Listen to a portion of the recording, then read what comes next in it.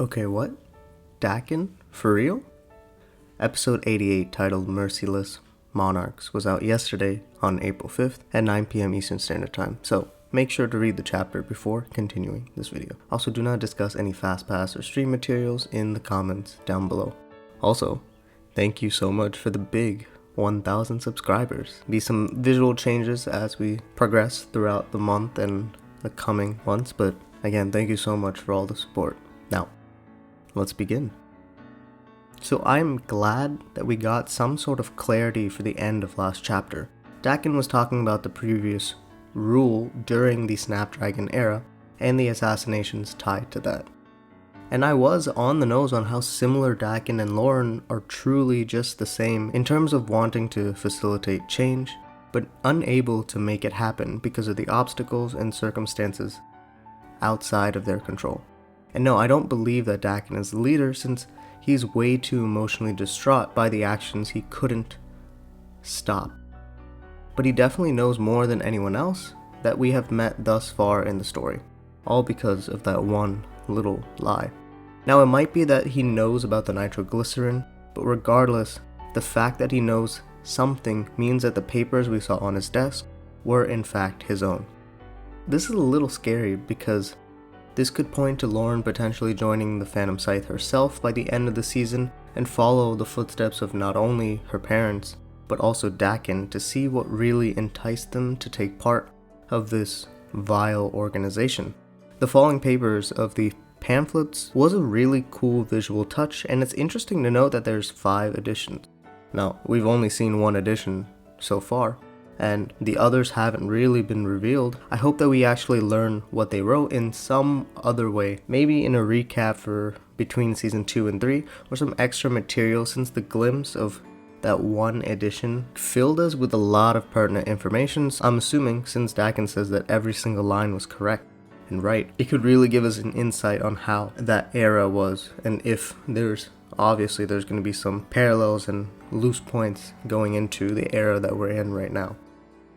The higher-ups' action in the past and inaction in the present is what is continuing the cycle of pain. It's not the royals or people with money that are most affected by these events, as Dakin states. It's these lay people, these journalists, these radio presenters, these politicians, these gardeners, these police officers, these detectives, these neighbors, right?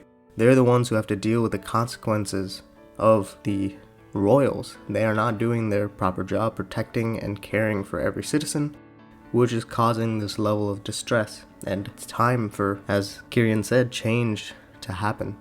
And Dakin is more privy to what goes on with the royal family, as we can take his word that Philip, although is better than his father, is not enough to prevent the sea of hatred that's to come. So it gets us to wonder, if Lauren was actually in the castle, would she have learned more information about the royal family, or would she have been as blissfully ignorant for quite some time on what the reality is? Because it's taken her 10 years to figure out what her parents, some of what the truth about her parents. So would it have been escalated in the royals, or would it have been even harder for her to get information in that castle? So how much does Hawks know?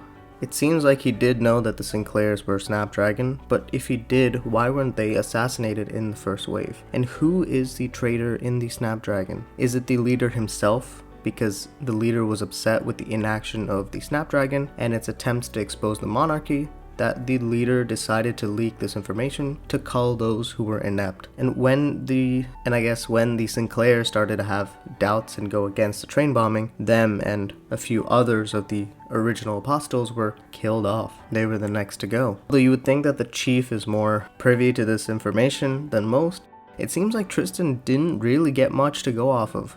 So when he was lurking around Lauren's office in season 1, is he actually getting new information from her, and this isn't stuff that he knew already? If he knows that there were assassinations, wouldn't he be more worried about Lauren, especially knowing how obsessive she is, right? Since Tristan already has to deal with Dakin, who is obsessive and is trying to take a stand and assist.